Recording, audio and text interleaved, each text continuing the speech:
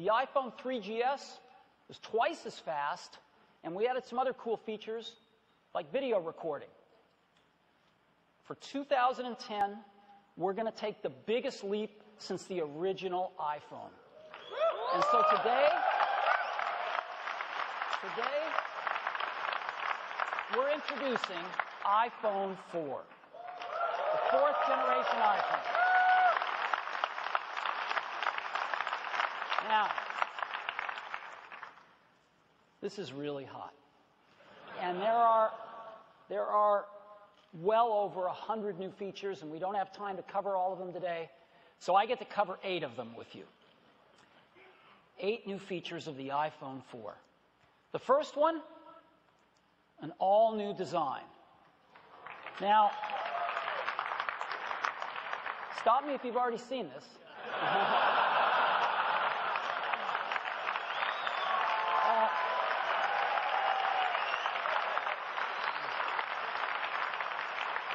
Believe me, you ain't seen it. You've got to see this thing in person. It is one of the most beautiful designs you've ever seen.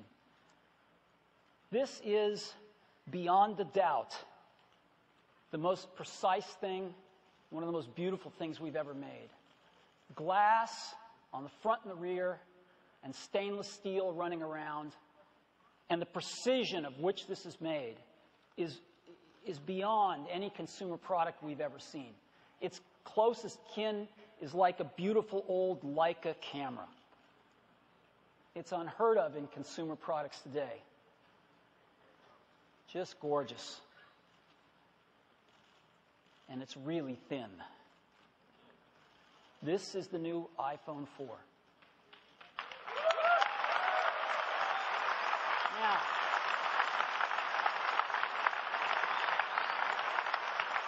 it is just 9.3 millimeters thick. That is 24% thinner than the iPhone GS. Again, a quarter thinner in something you didn't think could get any thinner. As a matter of fact, it is the thinnest smartphone on the planet. So let me point out a few of the things, a few of the external things on it. Here are the volume controls: volume up, volume down, and mute. On the front, we have a front-facing camera. We have the receiver. We have the home button. We have the micro SIM tray. We have a camera and an LED flash on the back. If we look at the bottom, we've got the microphone, the 30-pin connector, and the speaker. And if we look on the top, we've got the headset jack. We've got a second mic for noise cancellation and the sleep-wake button. Now, because there have been a few photos of this around, people have asked, what's this? Some have even said, this doesn't seem like Apple. What are these lines in this beautiful stainless steel band? Well, it turns out there's not just one of them, there's 3 of them. And they are part of the entire structure of this phone. That stainless steel band that runs around is the primary structural element of the phone. And there are these 3 slits in it. It turns out this is part of some brilliant engineering, which actually uses the stainless steel band as part of the antenna system. And so one piece is Bluetooth, Wi-Fi, and GPS, and the other is UMTS and GSM.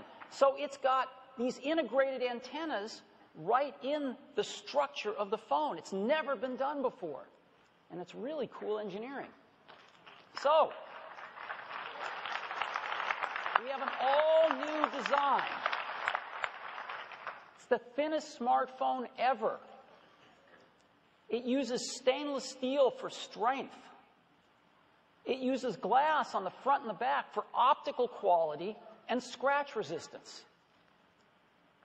It's got integrated antennas and extraordinary build quality. Again, I don't think there's another consumer product like this. When you hold this in your hands, it's unbelievable. So this is our all-new design for the iPhone 4. That's the first one.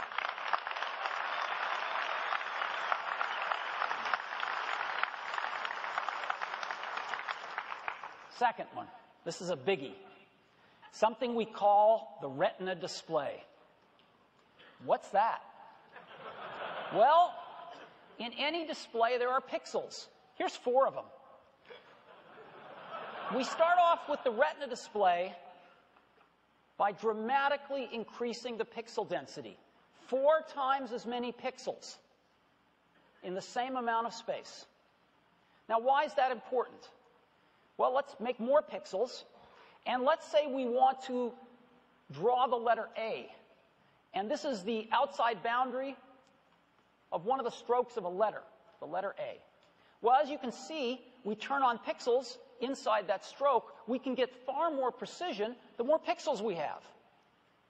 And we play all sorts of tricks by putting different levels of gray pixels on that line as well to try to fuzz it for our eye. But when we zoom out of this, what you can see is that because we have 4 times as many pixels, we get really, really sharp text compared to what we normally get on displays of lesser resolution. Now, the Retina display has 326 pixels per inch.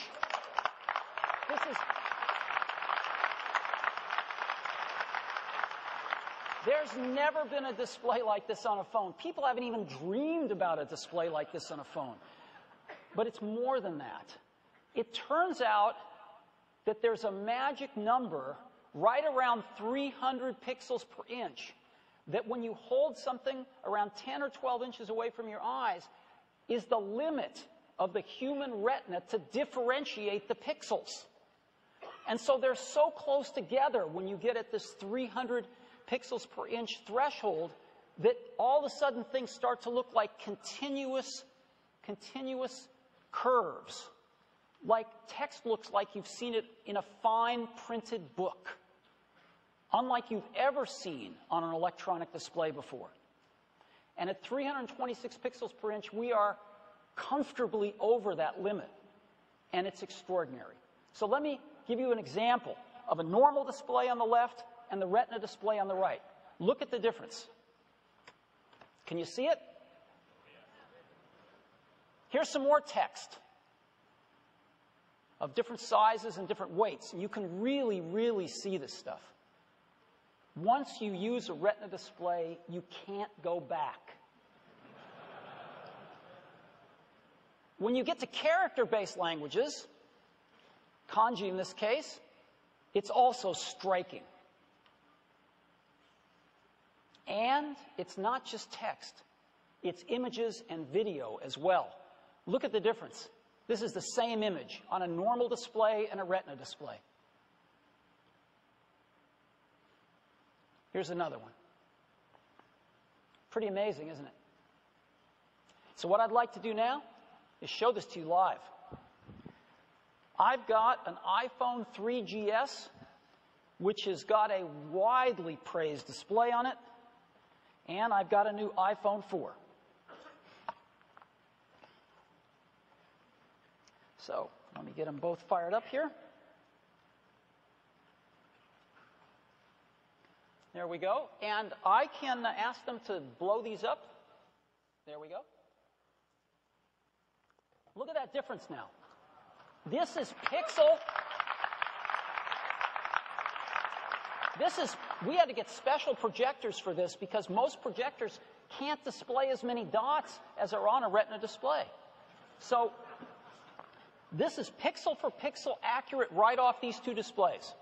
And you can really see it. Look at that folder there.